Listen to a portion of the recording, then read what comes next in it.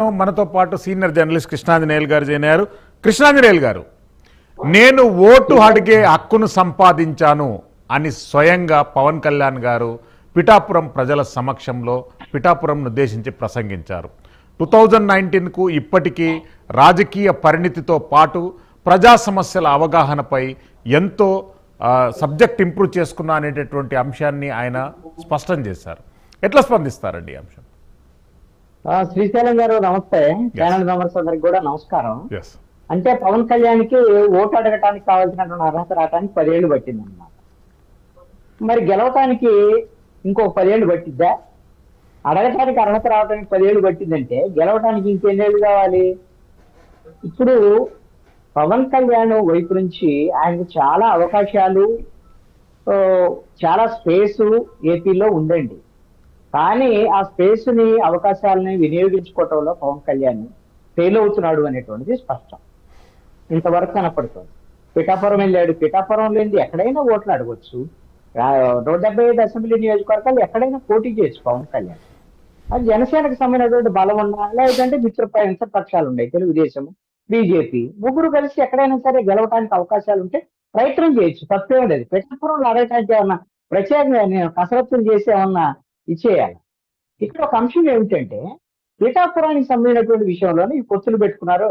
ఇప్పుడు మన సప్తగిరి ప్రసాద్ గారు చాలా వ్యంగ్యంగా, చాలా సరదాగా నవ్వుకునేటువంటి విధంగా. వ్యంగ్యంగా సార్, వ్యంగ్యం ఏం లేదు, నేను నిజమే చెప్పాను. Nothing to make sarcasm, nothing to make sarcasm. I have spoken only facts. నిజమే చెప్పాను నేను. ఫ్యాక్ట్స్ కూడా నేను చెప్తాను సప్తగిరి ప్రసాద్ గారు, నేను కాదంటల్లా. మీరు ఏం చెప్పినా, ఏం విమర్శించినా, మీరు తెలుగుదేశం పార్టీ, వైఎస్ఆర్ కాంగ్రెస్ పార్టీని కాబట్టి ఎవరు విమర్శిస్తారు, వాళ్ళు విమర్శిస్తారు. విమర్శించిన దాంట్లో నేను తప్పంటం లేదు. ఇక్కడ విషయం ఏంటంటే, ఇక్కడ ఎవరిని చూసి అభ్యర్థులు పారిపోతున్నారు, ఉన్నటువంటి ఇబ్బందులు ఏమిటి, దాన్ని ఎలా అధిగమించాలి, ఇవన్నీ మీకు మీరు ఎలాగ చెప్పుకోరు. దానికి కాదంటారు. ప్రత్యర్థి పార్టీ మీద కూడా చాలా చెప్తారు, అభ్యంతరం కూడా లేదు. నేనేమంటానంటే, అది వైఎస్ఆర్ కాంగ్రెస్ పార్టీ ఎలాంటి ఇబ్బందులు ఎదుర్కోవడం, వాళ్ళ అభ్యర్థులు ఏంటి, వాళ్ళ సమ్మెనటువంటి వ్యవహారం వాళ్ళు చూసుకుంటారు. మీకు తెలుగుదేశము, జనసేన, బీజేపీ పొత్తు పెట్టుకున్న తర్వాత కనీసంగా మీ పార్టీలు కలిసి ముందుకు వెళ్ళే దానికి సంబంధించినటువంటి విషయంలో ఏ విధమైనటువంటి జాగ్రత్తలు తీసుకుంటున్నాయి, అభ్యర్థులకు సంబంధించినటువంటి అంశం ఏమిటి, వీటి మీద మీరు ఎక్కడి దాకా వద్దు. నేను అంత రాష్ట్రం అంతా చెప్పను.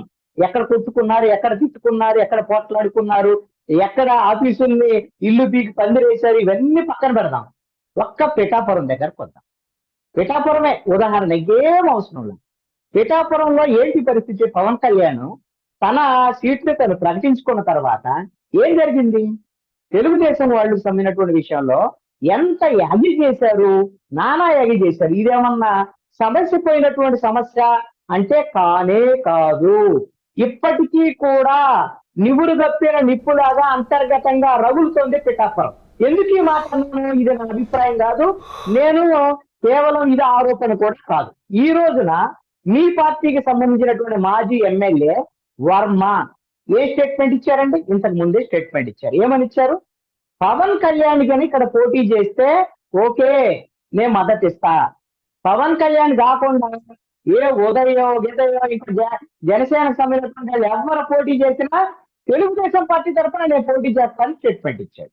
అంటే ఒక్కసారి జనసేనకు ఒక సీటు కేటాయించిన తర్వాత తెలుగుదేశం పార్టీకి సంబంధించినటువంటి వాళ్ళు ఆ సీట్లో పొత్తు ధర్మంగా పవన్ కళ్యాణ్ కావచ్చు, రేపొద్దున పవన్ కళ్యాణ్ నిలబెట్టినటువంటి ఉదయ్ కావచ్చు, రేపొద్దున ఇప్పుడు మన డిబేట్ లో ఉన్నటువంటి రజనీ గారు కావచ్చు, ఎవరైనా కావచ్చు, మీకు వాళ్ళ పొత్తులో జనసేనకి ఇచ్చారు. అలాంటి పరిస్థితుల్లో ఈ రోజున పవన్ కళ్యాణ్ పోటీ చేసే చోటే తెలుగుదేశం పార్టీ సహకరించడం లేదు అని అంటే, రాష్ట్ర వ్యాప్తంగా మీరందరూ ఎక్కడ కలిసి ఉన్నారు, ఏ విధంగా ముందుకెళ్తారు, మీ ఓట్లు ఎలా ట్రాన్స్ఫర్ అవుతాయి, ఒక్కసారి ఆలోచించుకోండి. మీరు ఆలోచించుకొని మీరు ముందుకెళ్లేటువంటి ప్రయత్నం చేయండి. మీరు 5 నెలలైంది తెలుగుదేశం జనసేన కలిసి, ఎట్టకేలకు ఒక్క తాడేపల్లిగూడలో ఒక సభ పెట్టారు.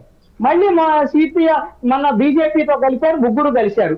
ఎట్టకేలకు ఒక చిలకలూరిపేట సభ పెట్టారు. తర్వాత ఏంటి? దశ దిశ లేదు. ఎందుకు లేదా అంటే, తెలుగుదేశం అభ్యర్థులు, ఎంపీ అభ్యర్థులు వాళ్ళకి లేరు వీళ్ళకి లేరు అంటున్నారు కదా. 3 రోజుల నుంచి చెప్తున్నారు తెలుగుదేశం అభ్యర్థుల, ఎంపీ అభ్యర్థుల ప్రకటన అదుగో ఇదిగో అని. మరి ఎందుకు రావట్లేదో తెలియదు. మరి జనమందరం మీకు ఎగబడుతుంటే మరి ఎందుకు ఎంతసేపు ప్రకటనలు?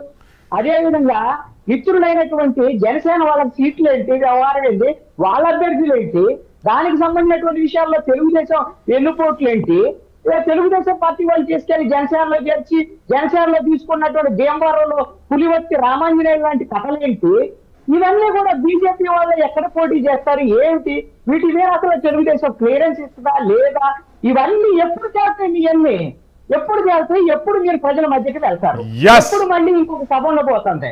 మేము పవన్ కళ్యాణ్ వారాహి విజయాత్ర 5 నెలలు అయింది ఆగిపోయి, ఆ వారాహి వాహనము ఏ షెడ్ లోకి వెళ్ళిందో తెలియదు, అసలు వారాహి విజయాత్ర ఉంటుందో లేదో తెలియదు. తెలుగుదేశం పార్టీ రాకదల సభలకు సంబంధించినటువంటి విషయంలో తర్వాత నియోజకవర్గాల చంద్రబాబు నాయుడు మీటింగ్ ఆగిపోయింది. ఎస్ కృష్ణాంజనేయులు గారు మళ్ళీ వస్తానండి. నారా లోకేష్ పాదయాత్ర చేసిన తర్వాత ఆ నాయకుడిని కనీసం సభల్లో మాట్లాడేటువంటి నాయకుడిగా కూడా నారా లోకేష్ అవకాశం లేకుండా పోయింది. కాబట్టి ముందు మీరు సరిదిద్దుకునేటువంటి ప్రయత్నం చేయగలిగితే, మీరు ప్రజల్లోకి వెళ్ళగలిగితే మీకేమైనా